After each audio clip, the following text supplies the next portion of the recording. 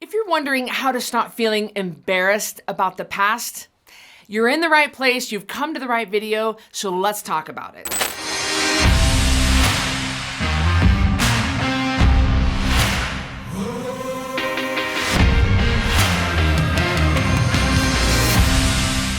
In this video, I'll help you understand how you can stop feeling embarrassed about the past. I'll cover the number one thing you have to do to stop letting the past dictate your life. And then I'll give you 3 secrets to help you stop feeling embarrassed about the past. I'm Christy Code Red, author, entrepreneur, retired professional boxer, and I created a nutrition program that enables you to lose 10% of your body weight every month without shakes, pills, diet foods, or even exercise. I created a Code Red private network off of Facebook on a private standalone app. I would love to have you join the community if you like this video and if you like me.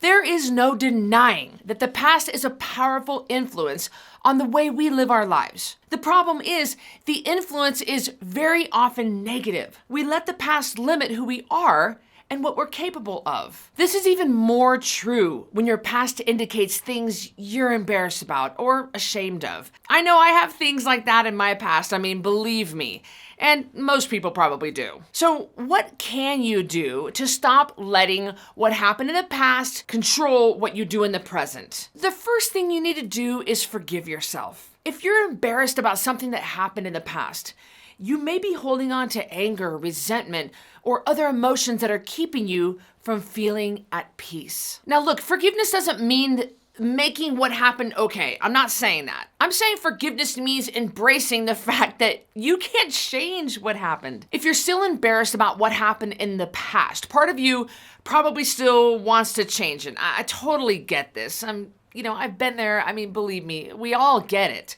But that is never going to happen. That's just not the way the world works. The past is what it is. The sooner you can truly accept that, the sooner you can stop feeling embarrassed about what happened. If what you're embarrassed about involves someone else doing something to you, I totally get that too. I've been in an abusive relationship. Even though I'm a strong woman, I got together with an abusive guy. I didn't know he was abusive. Clearly, I wouldn't have gotten together with him. He seemed great in the beginning, and then about 3 months into our relationship, he started beating me up. And I stayed in that relationship for 9 months until I literally crawled out of that house and out of that relationship, and I never saw him again. There were times I asked myself, oh, Christy, how could you let this happen? It embarrassed me at first to even talk about it. Look, and years later, I also got together with a guy who embezzled $30,000 from me when I wouldn't do things in our relationship that he wanted me to do. We'll just leave it at that to not get too graphic. Again, for a long time, I was super embarrassed to talk about this. I was also molested when I was a little girl. Even though I was just a kid, it's embarrassing to even admit that you were molested, even though so many people were. I get what it's like to be embarrassed about your past. Forgiving any blame I put on myself for not making different choices was an important step to stop feeling embarrassed about what happened. Before I go to my 3 secrets that I want to give you to stop feeling embarrassed about your past, I want to hear from you. I love reading your comments. I love getting to know you more. And believe it or not, I actually recognize your names when they're repeated on my videos. I recognize who you are, and I really appreciate you watching. So comment below and tell me, have things happened in your past that you're embarrassed about? Man, I shared with you 3 major things that happened to me that I just was like, oh, Christy. So you're not going to get any judgment from me. Comment below, tell me what happened to you, and tell me how you've handled it.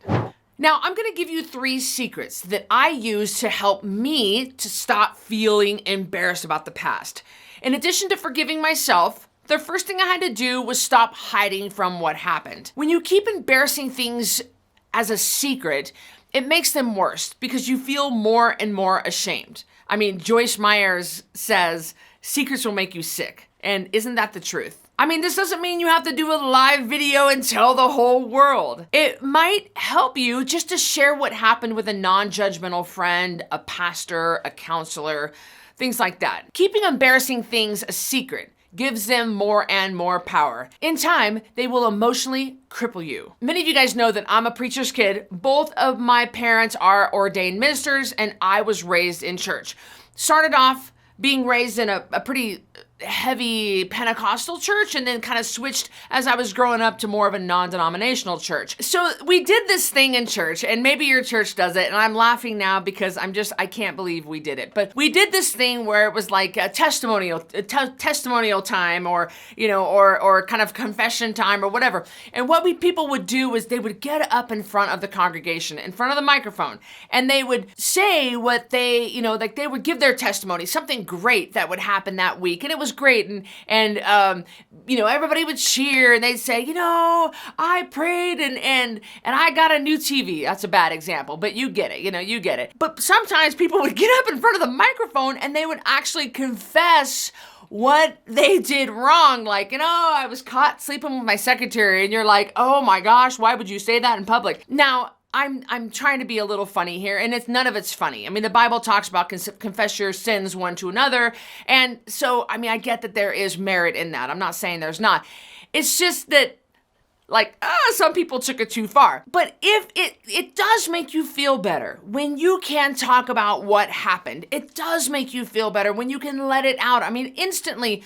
Think of a time when you actually talked about something that happened to you in your past, or something that happened, even just telling a small lie, and you're getting eaten up inside, and then you go and you talk to somebody about it, somebody you trust, you instantly feel better, don't you? Like this, the world comes off of you. So no, you don't have to step in front of the microphone of your church and tell the whole congregation what happened. I'm not saying that. I mean, if that's the path you choose, okay. But I do encourage you to talk to somebody you trust. I talked to my dad. He's amazing. You guys know my dad, Larry, is a therapist, and of course, he's my dad, so he loves me, and he's great to talk to. If I ever need to talk to somebody, I'll talk to him. I'll talk to Miles, and I'll talk to my sister, Carrie. And just getting that out feels so much better. And I'm no longer embarrassed about it, because normally what that person who loves you will say to you, they'll say, hey, listen, you know what? I get it. I can understand how you would feel that way, but that ain't no big deal. People do that stuff all the time. You're going to be fine. And instantly you go,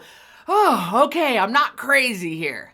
Hey, look, sharing what happened with even one trusted person can bring you such relief and healing. The second thing I did to stop feeling embarrassed about my past was to show myself some grace. For me, it kind of looks like saying, okay, Christy, you did the best you could with what you knew at that time. I may not have done the best I'm capable of doing, that's for sure, but with who I was and what I knew at that time, I did the best I could. It can be really hard to accept that you did the best you could at that time, especially when you know it's not the best that you're actually capable of. I get it all too well, but when you can accept that you did the best you could with who you were and what you knew at that time in your life, it brings you another step closer to having peace about the past. The third thing I did to stop feeling embarrassed about the past was to learn from what happened. It's horrible when bad things happen.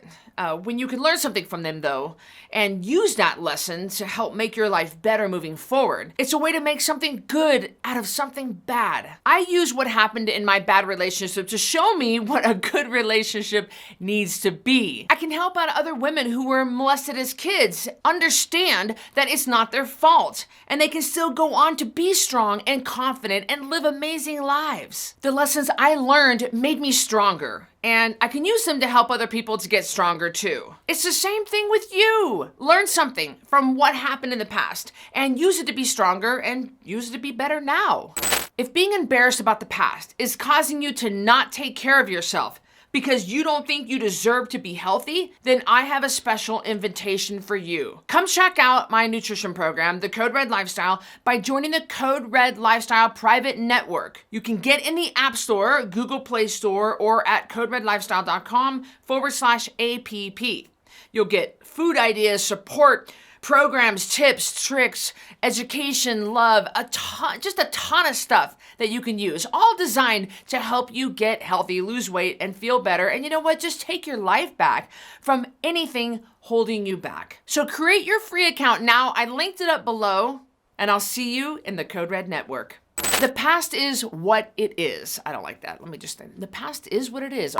There were times I asked myself, how could you let this, oops, sorry about that.